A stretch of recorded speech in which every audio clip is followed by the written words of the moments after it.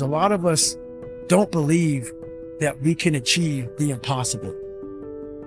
And along my journey, I started realizing, man, like I discovered something that some people have, but they don't even know. All of us have it. But along this way, I wasn't, like I said, I wasn't a theorist. I became a practitioner. And I was like, my God, I'm busting down so many barriers of like, I have a learning disability. Okay. But I'm catching up with everybody. I figured that out. I figured out all these negative things in my life that were keeping me in this hole. I'm like, I gotta tell people, man, that hang on a second, man. You can achieve the absolute impossible. You don't need great parents. You don't need like a private school. You don't need to have this humongous GPA and all this other shit. What you need is the one thing I talk about in my book, which is straight up brutal work ethic. You have to be willing to outwork everybody in the world. And that's the hard part. That's the hard part. This isn't like some 5-step process where you can do these 5 key steps. You're going to end up with this magical world. Nah, I'm basically teaching you how to callous over your victim's mentality. I'm teaching you how to, like I did 67,000 pull-ups in training for the pull-up record. I was seriously callousing my hands to protect them. What I'm trying to do with people is teach them how to find more themselves to where they empower themselves. I'm all about the underdog. So that's what the book's all about, man. It's all about having that step process, and I had to share this with people. Almost nothing in life is constant. Conditions and circumstances are perpetually in flux like the winds and the tide, which is why my mind is never fixed. I tack and adjust, forever searching for my new 100%. Age, health, and the responsibilities we carry can be limiting. That doesn't mean we should give in to those limitations or use them as excuses to let ourselves or our dreams go. But we can acknowledge them as long as we are committed to finding out what we can still do given those limits, whether they be temporary or indefinite, and maximizing that. Every day, thousands of people wake up to a life defined by newfound limitations that are difficult to accept. Maybe they've been diagnosed with a terminal disease or suffered a spinal injury. Could be they lost a limb or are suffering from PTS. More often, the shifting circumstances are not nearly so dire. Sometimes it's good news that changes the equation. Maybe you are a new parent or landed a lucrative gig that demands 10 to 12-hour workdays.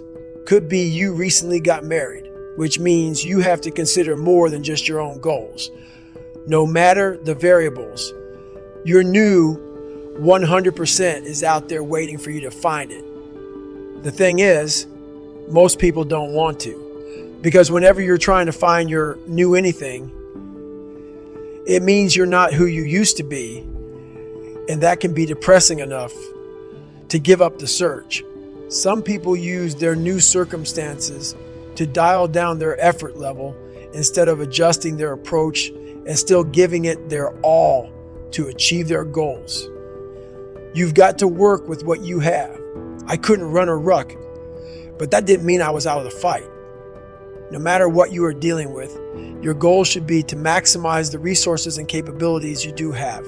If you've suffered a freak injury or received a diagnosis that changes everything, what does your new maximum effort level look like? A lot of people bide their time and wait to see what happens next, but a year or two later, they find they are still waiting. With every unfortunate turn in life, no matter how heavy the weight, you have to be committed to pushing back against that pressure with effort. No matter your age, abilities, disabilities, or responsibilities, we must all stay committed to finding our new benchmarks. Because not only does that keep your mind engaged and your demons at bay, you actually might achieve things the old you never could have conceived.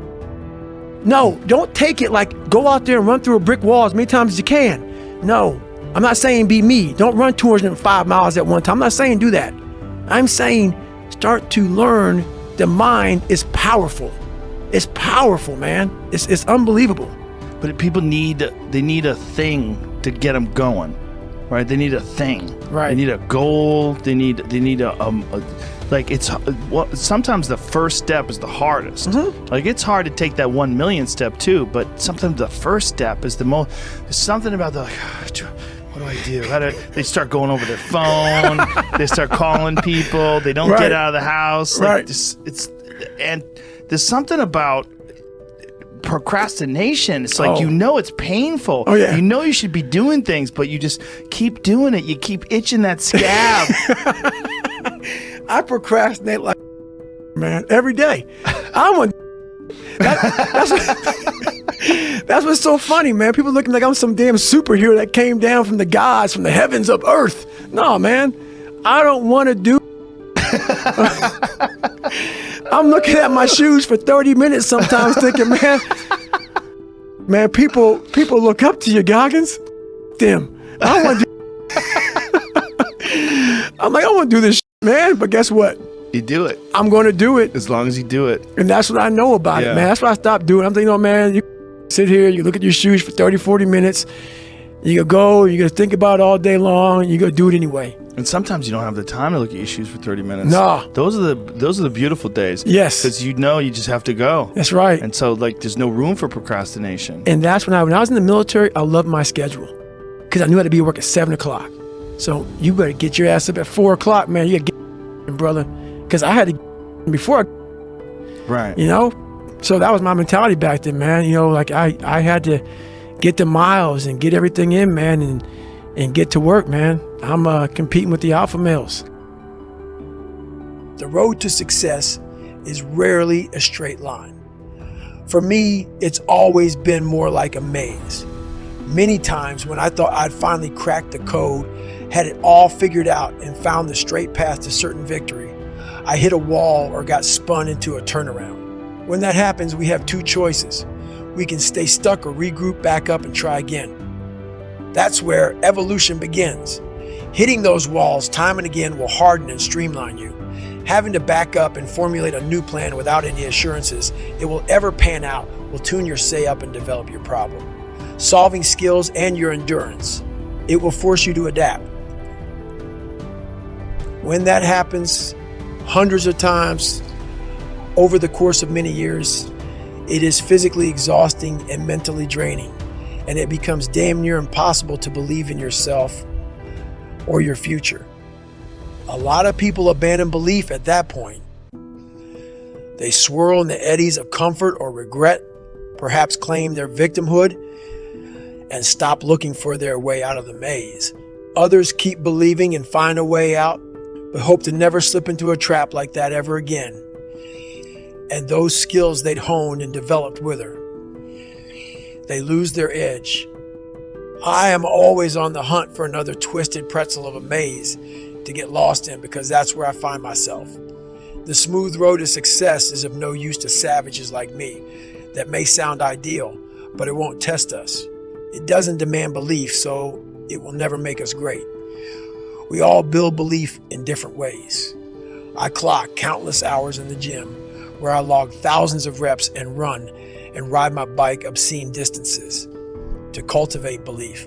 Despite what you may think, I don't consider myself an ultra athlete because those races are not who I am. They are tools. Each one provides me a stockpile of faith. So when I get stuck in the maze of life like a broke down savage, I still believe I'm capable of achieving my unreasonable goals, such as becoming a smoke jumper at 47 years old, no matter what society or the good doctor says. I don't mean to suggest that you must run 100 or 200 miles to believe you have what it takes to get where you want to go. That's what I had to do based on the depth of the darkness I came from and the scale of my ambitions. But if you've lost it, you do need to find your way back to belief. Whatever it takes for you to believe that you're better than good enough to achieve your dreams is what you must do. And remember, your greatness is not tied to any outcome. It is found in the valiance of the attempt. It's hard to imagine, but you have to learn how to fail. Because I'm going to explain this to you. I had big dreams. A lot of us have big dreams, big goals. And when you have goals that are maybe outside your reach, you have to know that getting to that goal, you're going to have a lot of bad days, a lot of setbacks. So like when I was losing 106 pounds in 3 months, the first 2 months or first 2 weeks, it's like I was gaining weight. I would lose a pound, gain 2. So I was just failing. I kept failing and kept failing and kept failing. So I had to teach myself how to fail right. And what that means is when I fail, I can't spend much time in that fail zone. I have to be able to get up and get after it the next day just as fast, because my goals were to be a Navy SEAL. I don't have time to stay here and feel bad for myself for weeks and months and years, because I'll lose that time.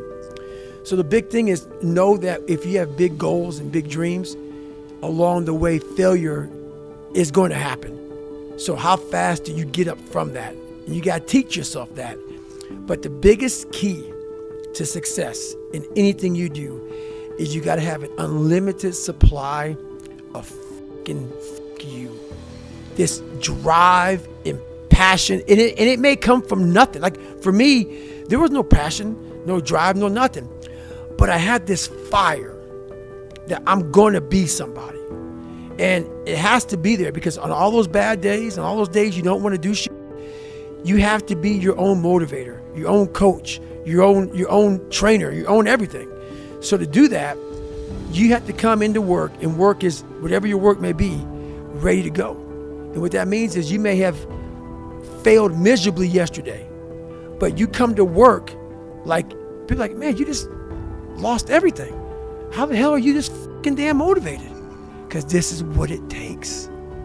This is what the fuck it takes. And you got to get it from wherever you can. Whether you make up this illusion of your life or this false reality that gets you motivated, whatever gets you motivated, it's got to be here at the tip of your brain at all times. Because in those dark moments, you got to pull it out. So that's the big thing for me, man. I was always fired up at all times. When you observe highly successful individuals, it may seem tempting to conclude that they were inherently born with their capabilities, that they possess innate talent, and that's the end of the story.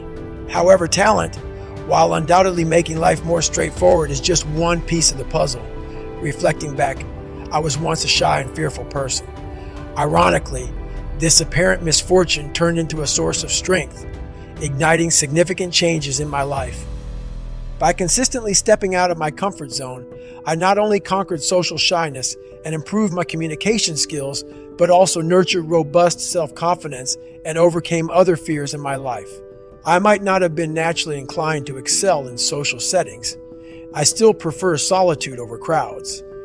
However, with self-discipline and persistent effort, I attained remarkable results.